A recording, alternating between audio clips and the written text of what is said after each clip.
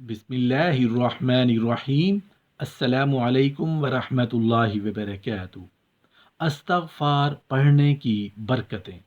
मोहतरम नाजरीन, आज कौन शख्स है जो परेशान नहीं है? कौन है जो हालात से शिकवा कना नहीं? कौन है जिसे कोई मुश्किल दरपेश नहीं? कौन है जिसे औलाद की नाफरमानी या रिज्क की तंगी की शिकायत नहीं? अल्लाह के सच्चे रसूल सल्लल्लाहु अलैहि वसल्लम ने इन सब मसाइल का एक मुअस्सर इलाज बताया है, और वो ये है कि मालिक हकीकी से ही हुक्म अदोलियों की सच्चे दिल से मुआफ़ी मांग कर उसे राज़ी कर लें। जब वो राज़ी हो जाएगा तो तमाम मुश्किलात और मसाइल हल हो जाएंगे। मोहतरम नाजरीन, हदीस कुदसी है कि ए आदम के बेटे, ए इंसान, अगर तेरे गुनाह इतने ज़्यादा हो जाएं कि सारी ज़मीन भर जाए, फिर ज़मीन के ऊपर जुड़ना शुरू हो जाएं और आसमान तक पहुंच जाएं, इतने गुनाह मेरा तो ख्याल है किसी के हो नहीं सकते। लेकिन फिर भी अल्लाह ताला अपनी रहमत और बख्शिश को कैसे वाज़ेह कर रहे हैं कि एक इंसान, एक बंदे के गुनाह इतने हो जाएं कि आसमान तक पहुंच जाएं। और फिर क्या फरमाया? फिर बंदा सदक दिल से अस्तगफार करे, मुआफ़ी मांगे, तो मैं उसके सारे गुनाह मुआफ़ कर दूंगा और मुझे कोई परवाह नहीं। अल्लाह ताला क्या फरमाते हैं कि मुझे कोई परवाह नहीं है, मैं तुम्हारे सारे गुनाह मुआफ़ करता हूँ। हमारे लिए दुनिया और आखिरत की कामयाबी यही है कि अल्लाह हमें बख्श दे। आगे की ज़रा बात भी सुन लीजिए। अल्लाह ताला का करम देखें। फरमाया कि जो बंदा अस्तगफार को लाजिम पकड़ लेता है, लाजिम पकड़ने का मतलब क्या है? कि कसरत से अस्तगफार करता है, उठते बैठते चलते फिरते जहाँ वक्त मिला अस्तगफिरुल्लाह अस्तगफिरुल्लाह का विर्द करता रहा।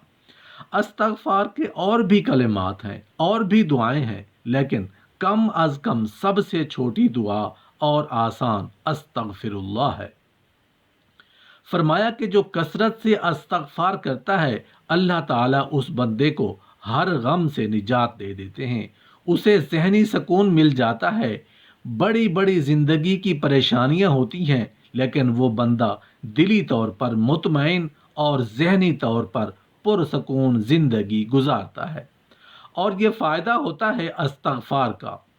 मुस्तदरकुल हाकिम की रिवायत है, फरमाया कि जो बंदा कसरत से अस्तगफार करता है तो अल्लाह ताला क्या फरमाते हैं कि अल्लाह ताला उस पर ऐसा करम करते हैं कि उसकी हर मुश्किल अल्लाह आसान कर देते हैं। मतलब क्या हुआ? जिस मुश्किल में फंसे हुए हों, जहां भी फंस चुके हों, उस मुश्किल से निकलने के लिए आसानी की नीयत से अल्लाह से अस्तगफार करना शुरू करें। अल्लाह तुम्हें उस मुश्किल से ऐसे निजात आता फरमाएंगे, तुम्हारे तसव्वुर में भी नहीं होगा कि ऐसे भी हो सकता है। इतना ज़्यादा कर्ज था, मरते दम तक नहीं उतार सकते थे, लेकिन कसरत से अस्तगफार किया तो सारा कर्ज उतर गया और पता भी नहीं चला। मोहतरम नाजरीन, कसरत से अस्तगफार करें तो अल्लाह ताला मुश्किलात को आसानियों में तब्दील कर देते हैं।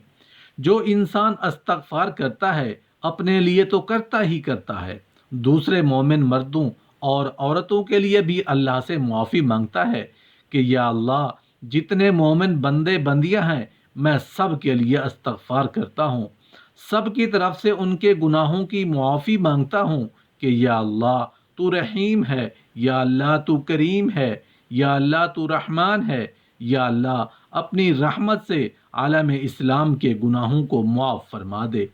ये बंदा अल्लाह के इतना करीब चला जाता है, इतना करीब हो जाता है कि अल्लाह के रसूल सल्लल्लाहु अलैहि वसल्लम क्या फरमाते हैं कि ये बंदा फिर इतना अल्लाह के करीब हो जाता है, जो भी दुआ मांगता है अल्लाह उसकी हर दुआ कबूल फरमा देते हैं। खुद रसूल अल्लाह सल्लल्लाहु अलैहि वसल्लम ने भी तौबा और इस्तगफार को हर परेशानी का हल बताया है। हज़रत अब्दुल्ला बिन अब्बास रज़ी अल्लाह अन्हु से रिवायत है कि नबी करीम सल्लल्लाहु अलैहि वसल्लम ने इरशाद फरमाया कि जो शख्स अस्तगफार को अपने ऊपर लाजिम कर ले, अल्लाह ताला उसके लिए ہر دشواری سے چھٹکارا حاصل کرنے کا ذریعہ بنا دے گا اور ہر دکھ سے نجات دے گا، اور اس کو ایسی جگہ سے رزق دے گا جہاں سے اس کو گمان بھی نہیں ہوگا۔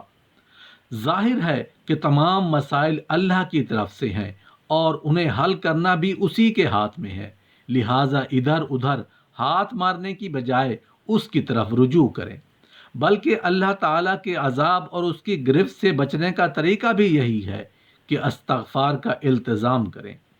حضرت ابو موسیٰ رضی اللہ عنہ سے روایت ہے کہ رسول اللہ صلی اللہ علیہ وآلہ وسلم نے ارشاد فرمایا کہ اللہ تعالیٰ نے مجھ پر میری امت کے لیے 2 امانتیں نازل فرمائی ہیں جن کا اس آیت میں ذکر ہے، پس جب میں دنیا سے پردہ کر جاؤں تو ایک امان اٹھ جائے گی اور دوسری امان یعنی استغفار قیامت کے لیے اپنی امت کے اندر چھوڑ جاؤں گا۔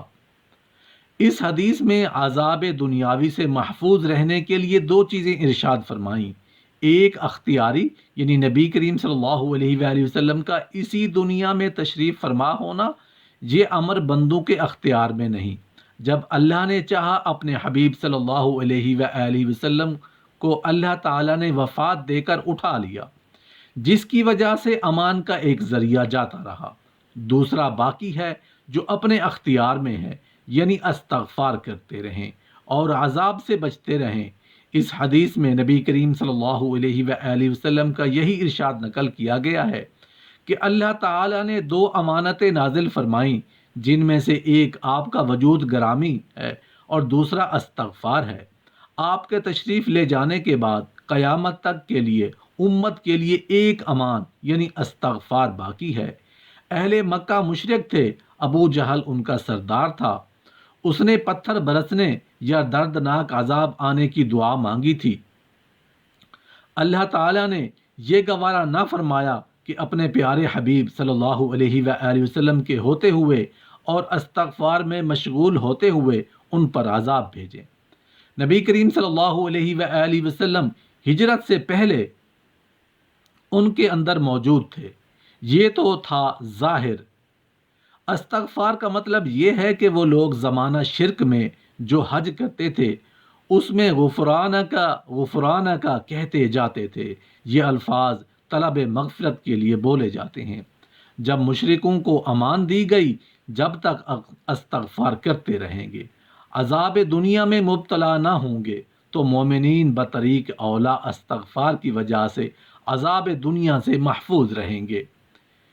میں اگر یوں کہوں کہ کثرت استغفار رحمتوں کی آبشار ہے تو یہ قطعاً مبالغہ نہیں ہوگا۔